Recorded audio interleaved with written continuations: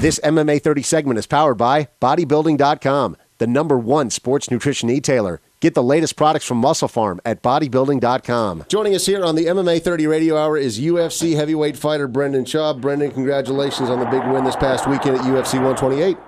Thank you very much, man. It was a good win for me. Yeah, TKO win over Mirko Cro Cop. You got knockout of the night for that one, which is an additional, I think Dana said, $70,000? Yeah, 70. I'm sure that you don't ever budget in an extra $70,000 for like a knockout of the night. Everyone wants to get one of the bonuses, but now that you know that you have an extra 70 G's, what are you going to do with it? I'm smart with my money, man. I put it away, saving up for a house. So I own a loft now, so I'll probably get out there and use this money to go buy a house. Yeah, another guy who's got quite a few, submission of the nights, knockout of the night bonuses. Chris Lytle, he's won, I think, more bonuses than almost anybody in the UFC. He's taken every single bonus that he's ever got and put it away on the side. Hasn't touched any of that money. See, smart move, man. Smart move. Yeah, that's a smart move. I don't think a lot of guys are like that, but there's few guys who are, and those are the smart guys, I think. Well, look, your career is going exceptionally well right now. You're 8-1. You've got, 4 wins in a row now in the UFC, and things are looking very bright for you. Of course, you made a big splash back on the Ultimate Fighter when they were doing the heavyweight series, and things are going very well for you right now. Considering that, are you really looking to advance your career quickly, or are you one of those guys that says, look, things are going really well, but let's not try to fast-track into these title shots or anything. Let's just take things one step at a time? Man, I'm kind of in between there. I think I can beat anyone in the heavyweight division. I can hang with any of those guys. So whatever they want to do, if they want to, pull back the brakes, I can understand that. But if they want to throw me into the fire and throw me with the big dogs, I'm ready for that. So I'm fine with whichever way the UFC wants to go. Well, Mirko Cro Cop was certainly no easy task. And then backstage after that win at UFC 128, you actually told me there in Newark, New Jersey, that you were possibly interested in, quote-unquote, being the UFC's Huckleberry and going down to Brazil and fighting Big Nog, which is an interesting matchup as well. Now that you've had a couple of days to reflect on that, what's your take? Do you still want to fight Big Nog perhaps in Brazil? Yeah, it'd be an honor to fight Big Nog in Brazil. It'd be hostile territory. I don't think I'd leave the hotel. I think they're going to have a problem finding someone to fight him. So for me, that'd be a great opportunity and another legend, a third legend in a row. So it'd be an extremely tough fight. So I'd definitely be interested in that fight.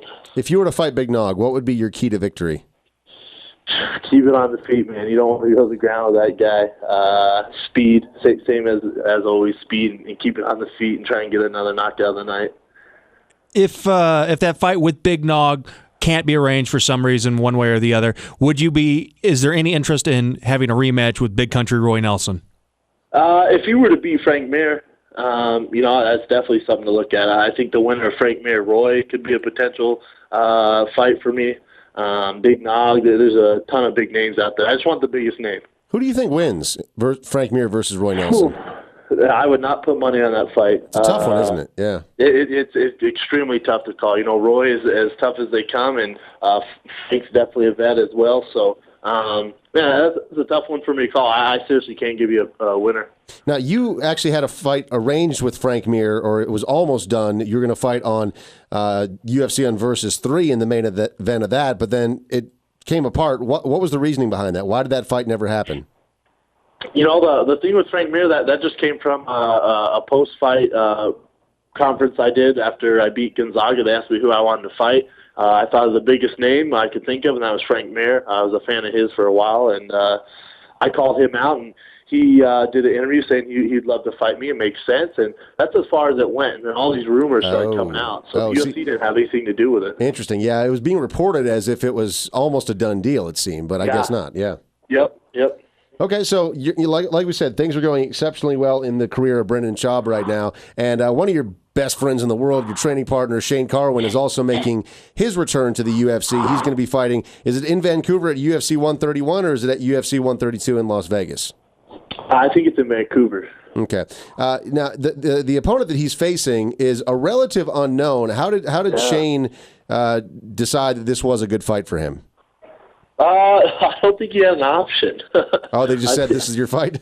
Yeah, so Shane's one of those guys. He's game for anyone, and he just wants to get in there and fight. He hasn't been in there for a while, so I feel sorry for the guy who's fighting.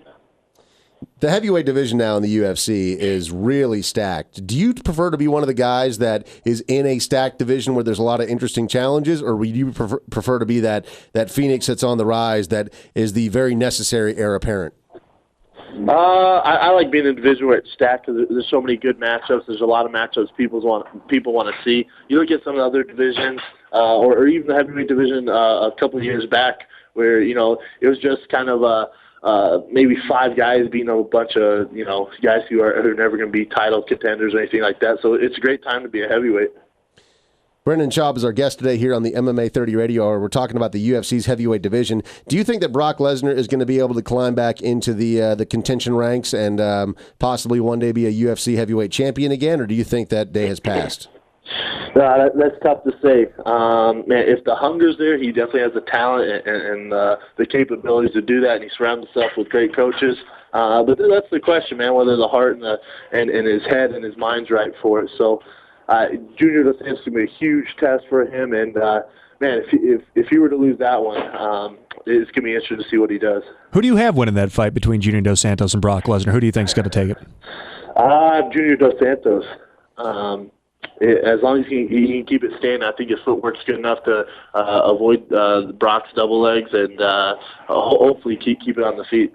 When you look at those elite fighters in the heavyweight division, you've got the Frank Mirs and the Roy Nelsons and the Shane Carwin and the Junior Dos Santos, Cain Velasquez, of course, Brock Lesnar. Who do you see yourself matching up the best against? Man, really any of them. I see me having an advantage in certain areas with any of those guys. I think Junior Dos Santos and myself would be a great fight on the feet. Any of those guys. With Lesnar, I'm used to training with Carwin every day, so I'm used to a big body. So it's something I'm used to and been training with for years, so that'd be a good matchup for me. Frank Mir, I think, he's a stud, a vet, so I think that'd be a great fight. UFC 128, of course, was headlined by John Jones versus Shogun Rua, and John Jones came out and just destroyed Shogun. How impressed were you with John Jones? Man, I was very impressed, especially how young he is, and the kid's a stud. Shogun, I think he had a little bit of ring rust. He didn't. What do you think of? What do you think of Shogun? Well, I've heard a lot of people say that Shogun looked like he did when he returned from his previous knee injury when he fought Forrest Griffin. I don't think that was really that big of a factor. My take was that John Jones was so dominant that Shogun never really got a chance to get into his flow. I agree. I think even if it was the Shogun of old, he still would have lost, but I don't think it was Shogun's best outing, but no matter what he did, I think John would have beat him. Shogun's a legend in the sport, and, he was coming off that long layoff, but we saw John just fight, 7-8 weeks ago against Ryan Bader, who we know was in shape, and we knew that guy was prepared, and he made Ryan look the worst that we've seen him. He's made everybody he's fought look awful. I don't think it's a case of them having a bad night. I think it's a case of John Jones just being that next level athlete. Yeah, he's that good. Yeah, Mahoney and I were talking about that yesterday. It's like everyone was saying, Vladimir Matyshenko, he just had a bad night. And then Brandon Vera, he just had a bad night. And then, Ryan Bader, it's like... When do those guys have bad nights, though? Give the guy some credit. Yeah, when do those guys have bad nights? I mean, Shogun had one bad night, but the other guys that he's fought, when do they have bad nights? Vlad, he's been in the game for 12, 13 years. He never has a bad night, even when Bader's undefeated. Exactly. So the UFC's heavyweight division, let's bounce back to that because we may see it changing here in the near future with the UFC buying up Strikeforce. What's your take on an Alistair Overeem or a Fedor Emelianenko coming over and being a part of the mix? Do you think that they've done enough to deserve instant contention in the UFC if they are able to make the transition? Yeah, I do. Just what they've done previously and the resume they have, especially for Fedor and Overeem. Man, I think they're going to have their hands full though in our heavyweight division. Is there any guys that you're eyeballing over there that are really interesting matchups to you, or guys maybe that aren't in your division that you're really excited to see over in the UFC that are a part of the Strikeforce fold right now? Man, I'm a big fan of King Mo. He's a friend of mine, and I've trained with him. And Mayhem Miller, I'm a buddy of mine. So those guys, it's gonna be great to have them under the same banner. And Gilbert Melendez is a stud, man. I think he can make some waves. So it's gonna be good. Okay, and final question for you. UFC 129 is the next major pay-per-view card.